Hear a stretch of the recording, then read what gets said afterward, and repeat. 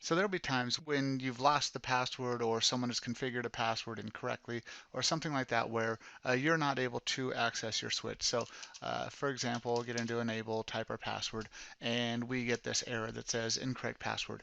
And we don't know the password and we don't have anyone to tell us what that is. So the only way to recover a password from these devices, first off, you have to have physical access to the switch because this can only be done through the console port interface. So you'll have to have a connection to the console port interface and you'll have to reset the switch. So what I'm going to do is I'm going to simulate a reset real fast over here from a telnet connection I have to it, where I'm just going to run a reload. But normally you would have to actually just power cycle the switch, but we'll see the same result.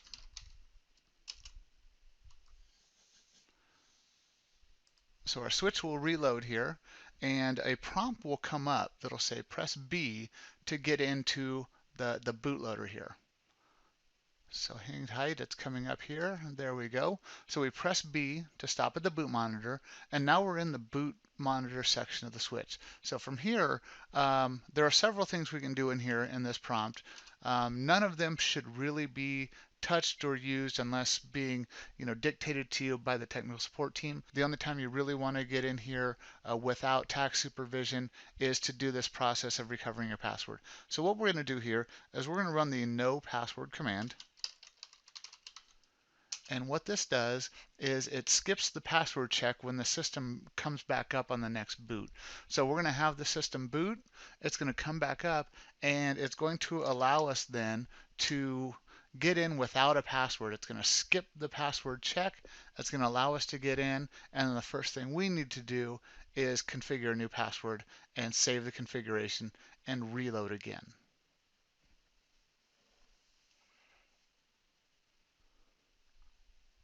Okay, so we're back up, and you can see now when I get into enable mode, it says there's no password set. Now this is just a temporary thing.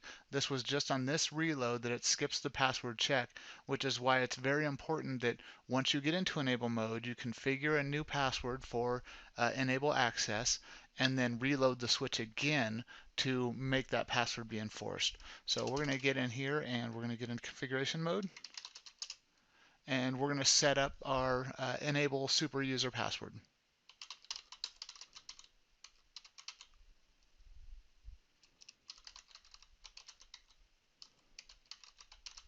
And I'm going to set it to something simple like password.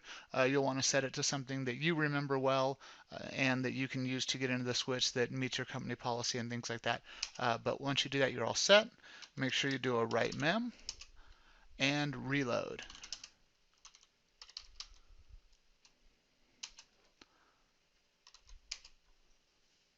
So that is the process for recovering the password on a Ruckus ICX switch. Thank you for attending this demonstration. Hope you come back to view more demonstrations in the future. Thank you.